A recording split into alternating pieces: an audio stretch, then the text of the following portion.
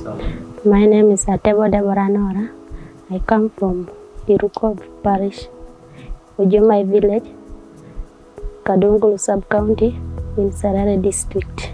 Before joining Gudie Leisure Farm, I did smoking fish, and after I also sell.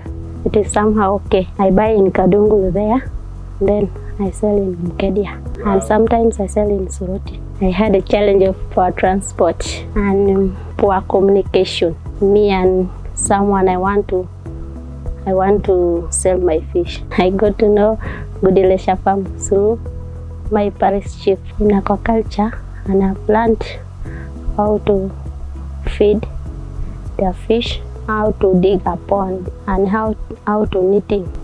I've learned about how to make pads.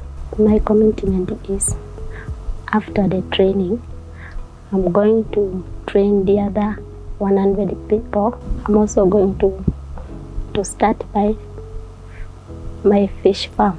Anyway, I want to thank them to bring me here to study without paying anything and take care of me. May God bless them.